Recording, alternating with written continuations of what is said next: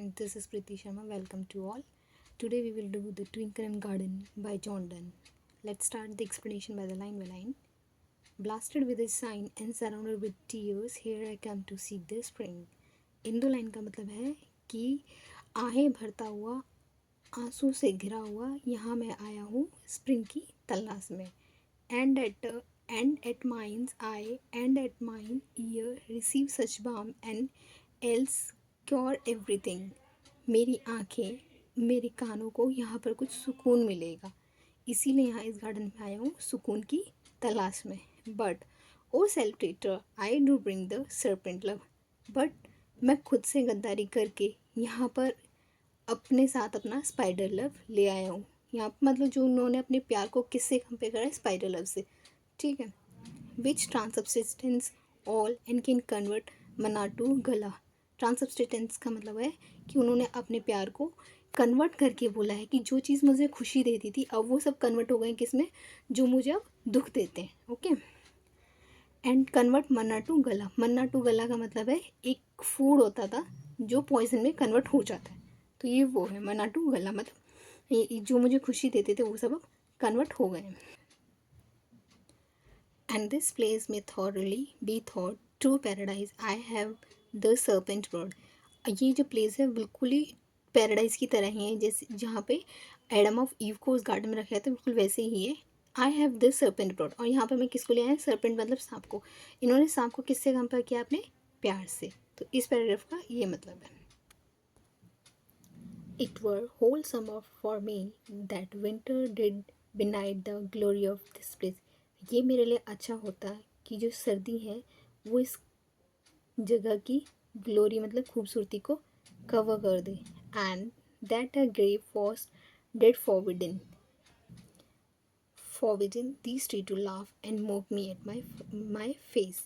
इसका मतलब है ये जो घना कोहरा है इन पेड़ को ढक देता जिससे ये मेरे मुंह पे मेरा मजाक नहीं बना पाते. But that I may not be disgrace endure not yet living loving.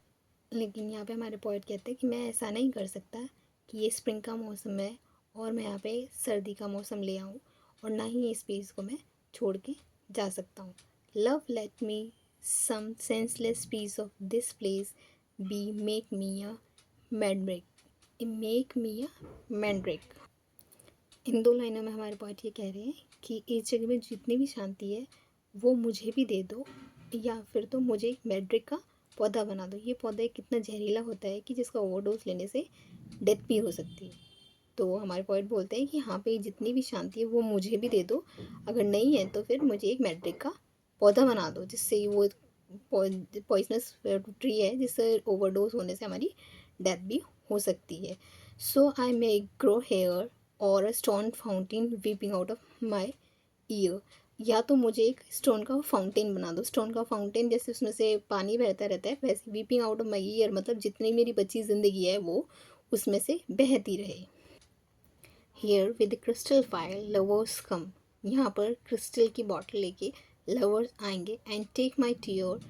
और मेरे आंसू लेके जाएंगे. Which are lovers wine. जो कि वाइन होगी मेरे प्यार की. And try your mistress tears at home. और फिर मेरे प्यार की जो वाइन को वो अपनी बीवी या मिस्ट्रेस या लवर्स के आंसू से कंपेयर करेंगे अपने घर पे. For all are false that taste not just like mine. For all are false मतलब कि उन्हें लगेगा सब कुछ झूठ है. That taste not just like mine. अगर उनकी प्रेमिका के आंसू का टेस्ट मेरे आंसू के से मैच नहीं होगा. Alas heart do not in I shines. आँखों आंसुओं में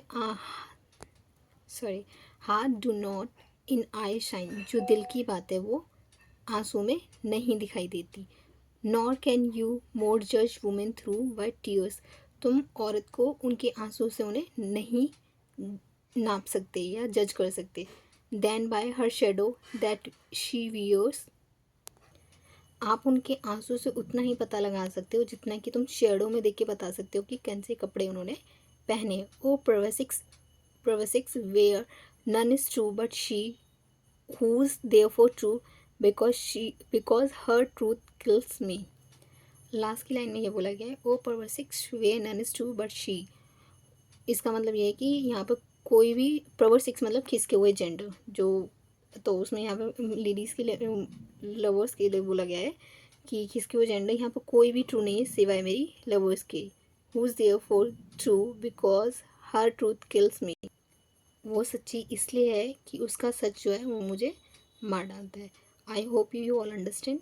thank you, like and subscribe.